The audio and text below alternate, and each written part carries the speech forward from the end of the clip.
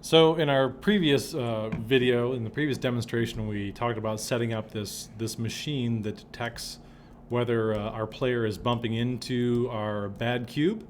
And we have this simple logic that's being executed that our cube is listening for a collision with player. When that happens, it passes us through a take damage state and then resets to listen again. And so what we want to do is we want to establish a variable that we can track, that we can present to the user on screen, of a health variable, and then we can start making decisions based on how much health we have and if we go below zero, and we can start to have a lot of fun. This becomes a resource that we have to manage inside our game. So the first thing that I'm going to do is I want to start to think in terms of a global health variable that we can track and presenting that information on screen. And in order to do this, what I'll do is inside Unity, I will create a simple game object. I'm going to create an empty game object. And this game object is going to be, for now, it'll be called my health manager, because its job is going to be to sit inside the scene, draw some text on screen that we can relate to and make sense of, that relates our health information to us. Later we'll probably convert this over to a player manager because it'll track more things than just health, but for now, health manager will do. Now I'm going to add a simple state to that object by going to the Playmaker editor, and I'll add that first state, and I'll just introduce a quick initialization state and finished, and then flow out to an idle state or a draw state. I like to call mine idle if it's just passive and sitting and waiting to do something. We can always update these names later as our machines get more complex.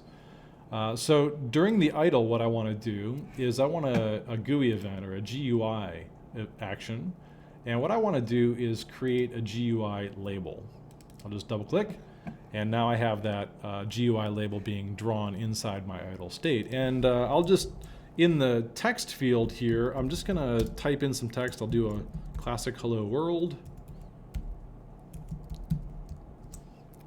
And I'll let everything else default with the exception of the left and the top and the width and height. This left and top, what it's doing when this is normalized is it takes the screen resolution, and based on percentage, it'll align this GUI label. It'll move it over based on a percentage off of the left side or from the top. And so what I'll do is from the left, I'll do a 0.1. So that'll be like, maybe 10% of the screen over, and 0.1 from the top. So somewhere over here, around the 10% mark, we should get a hello world text. Let me play and test that to make sure I can read this.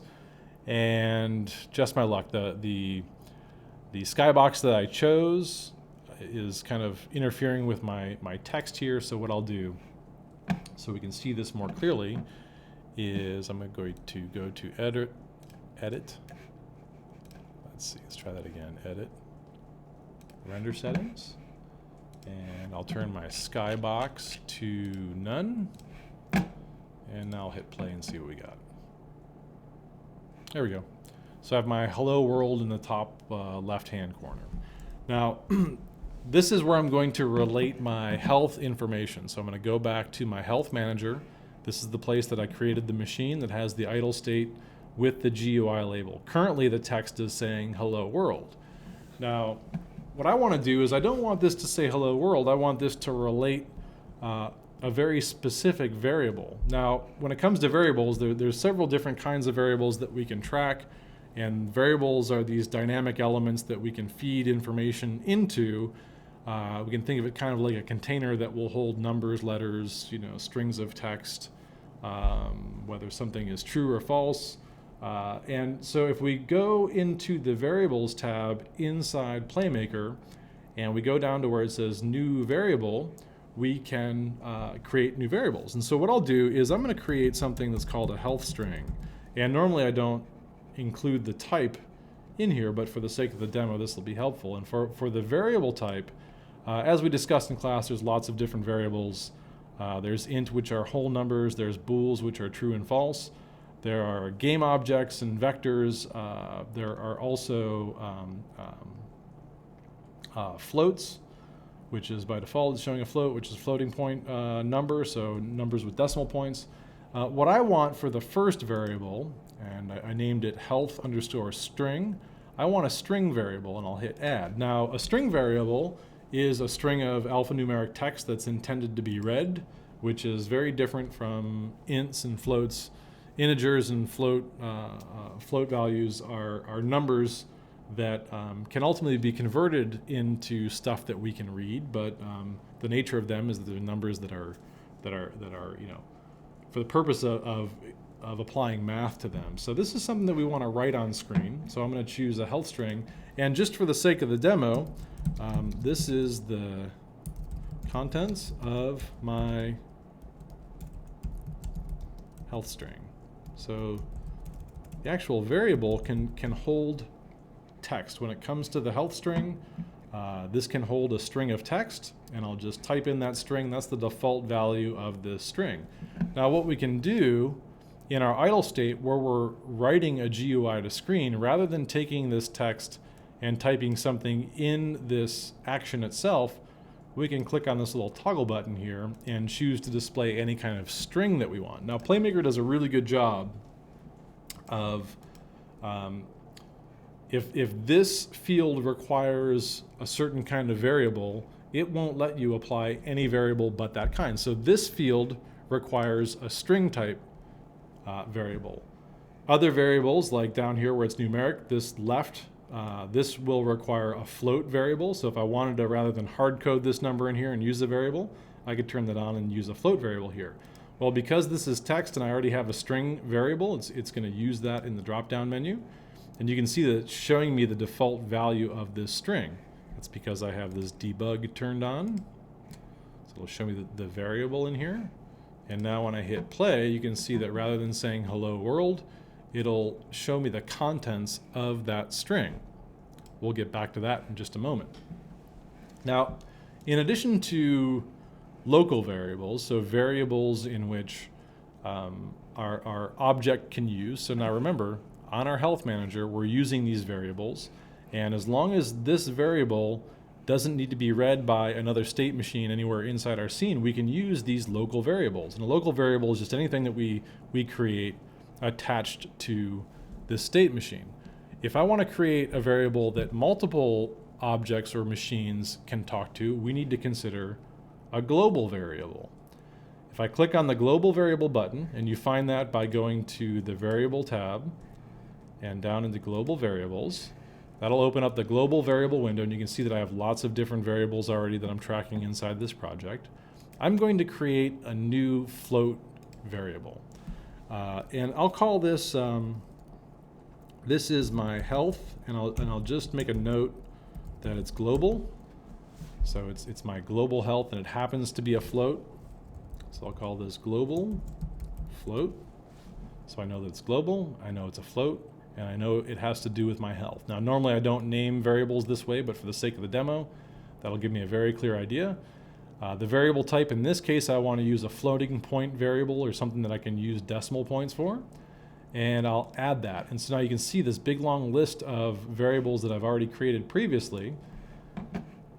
So now when I go back into my idle state, if I tried to assign that variable to this text field, I couldn't, I can't do it. But what I can do is I can convert an existing float variable to a string variable and render that information up on screen. So already we're rendering a health string on screen. I'll just hit the play button. Okay. Well, now what we can do is, because we've created a global variable called health, on my health manager object, where in the idle state, what I'll do is I'll go find the convert category, and I'll convert a float to a string. So I'll float my current health value. I'll just double click convert float to string, and I'll convert the float variable. It's a global variable, and I want to find my health global float. I'll convert that to a string variable, which is here in this drop-down menu. And I want to make sure that I do that every frame. So I'll check that. So currently I have a health global float which has a current value of 0 that's being converted to something that can be read and printed on screen. So I'll hit the play button, and now when I look in the top left-hand corner, I should show a 0 floating inside my game. Well, that's great, but I don't want to start off with 0 for health. So I have a couple of different options. I could go into variables, click on global variables, go find my health global float, and I could change its initial value to something like 100. And now when I close my variable, I'll hit the play button. Now its initial value is 100.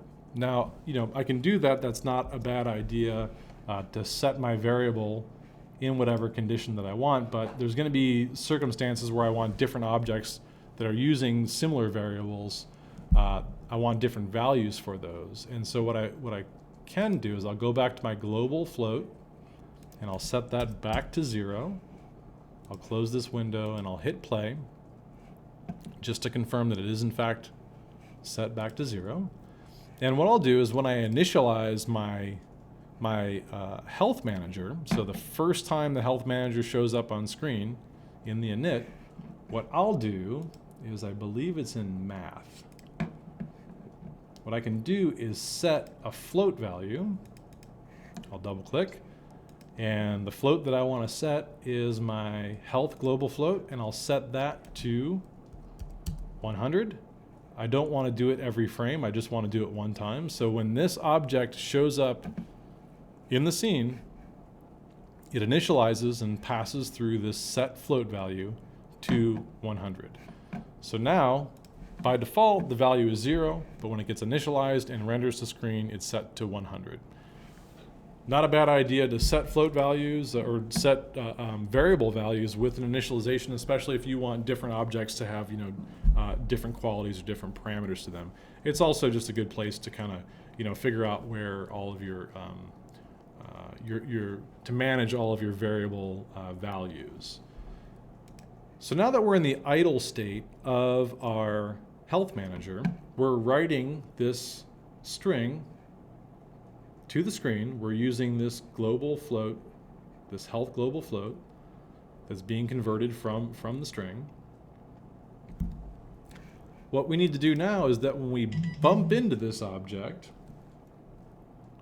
remember way back when, if we go into here's our bad cube,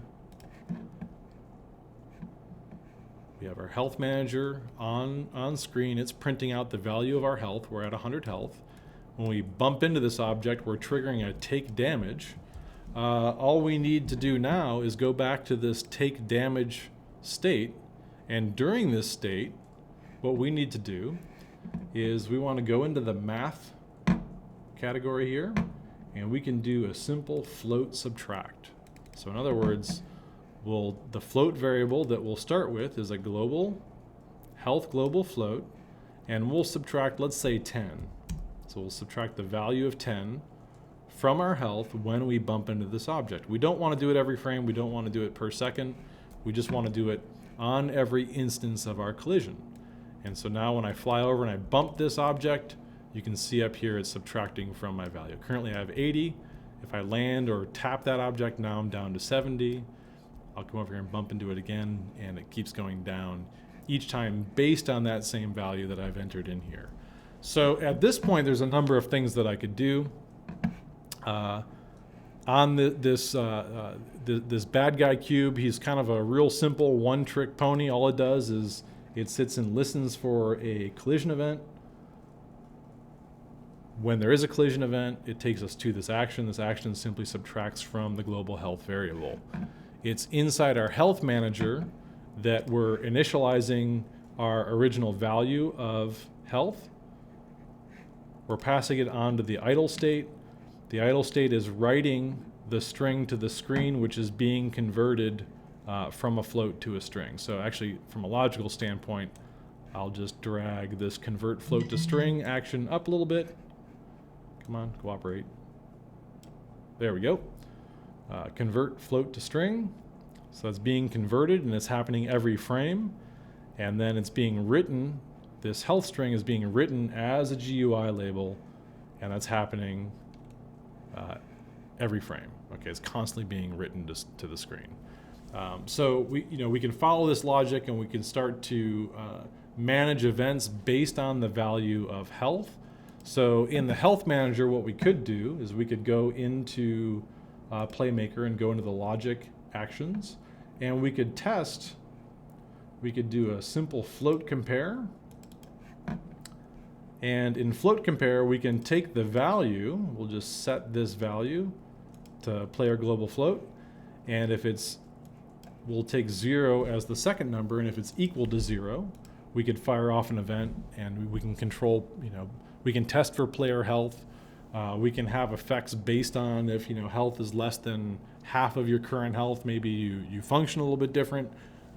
If your health gets lower than 0, we can fire off specific events, and we can reload scenes.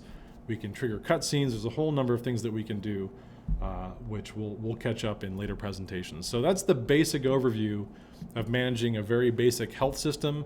With that, you can repurpose that same system to have it work in the opposite direction, so you can pick up things like health kits and have it trigger an add float function and add to your health. Then of course you could, the sky's the limit with this thing. The minute that you're tracking variables, things become very dynamic, and you can focus on the gameplay mechanic of managing resources during your game. So I hope you find that useful, and we'll have some more presentations coming soon.